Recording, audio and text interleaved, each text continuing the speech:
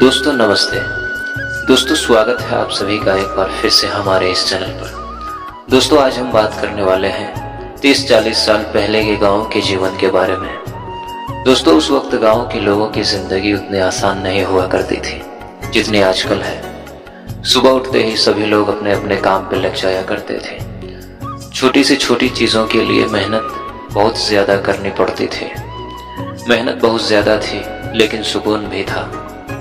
दोस्तों उन दिनों गाँव में ज़्यादातर खपड़ेल और छप्पर की मकान हुआ करती थी। आंधी और बारिश के मौसम आने से पहले इन कच्चे मकानों को ठीक किया जाता था और अगर मकान ज़्यादा पुराना हो जाता था तो उस पर नया छप्पर लगाया जाता था।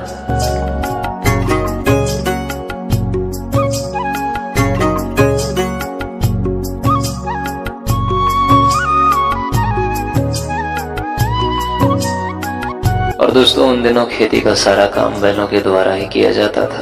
खेतों में हल देना, धान के पौधों को खेत तक ले जाना, खेतों में पानी देना, फसल की कटाई के बाद उसको घर लाना और फसल को तैयार भी बैलों के द्वारा ही किया जाता था। खेती के अलावा कहीं जाने आने के लिए बैलगाड़ी और शादी में बारात भी बैलगाड़ी से ही जाया करते थे। और दोस्तों उस समय गन्ने का रस भी बैलों के द्वारा ही निकाला जाता था।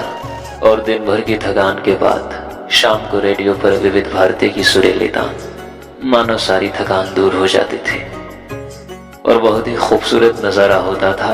वो बुजुर्गों की लगी चौपाल, इधर उधर की बातें और आने जाने वाले लोगों को टोकना और चारा मशीन से घास को काटकर पशुओं को बड़े ही प्यार से खिलाना और थोड़ी सी पानी निकालने के लिए मेहनत बहुत ज्यादा करना।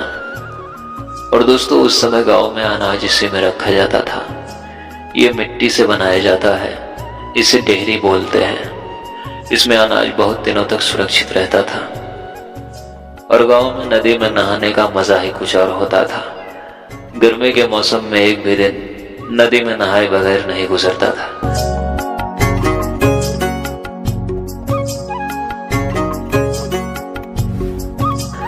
और दोस्तों सुबह होते ही सारे पशु खेत की तरफ निकल जाते थे अपने भोजन के लिए।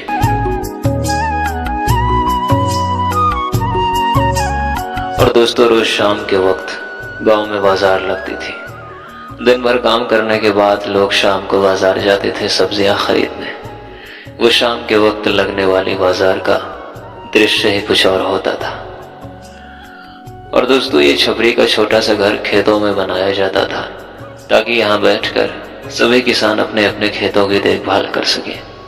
खुले मैदान में ठंडी हवाओं के बीच यहाँ बैठने का मजा ही कुछ और होता था। और दोस्तों कुछ इस तरह की हुआ करती थी पहले गाँव का रसोई घर, जो पूरी तरह से मिट्टी की बनी होती थी और बड़े बड़े चूल्हे को भी मिट्टी से बनाया जाता था। और दोस्तों इसे हंसिया बोलते हैं। गाँव में सब्जियों को काटने के लिए इसी का प्रयोग किया जाता है। और दोस्तों गेहूं की फसल की तैयारी के बाद जो भूसा निकलता था उसको ऐसे ही भूसा घर में स्टोर किया जाता था गाय बैल और भैंसों को खिलाने के लिए। और दोस्तों गांव में जब भी कोई त्योहार आता था तो उसके पहले घर की सफाई की जाती थी और गीली मिट्टी से घर आंगन और घर की दीवार हर जगह पुताई की जाती थी। और पुताई के बाद घर आंगन सुंदर लगने लगता था।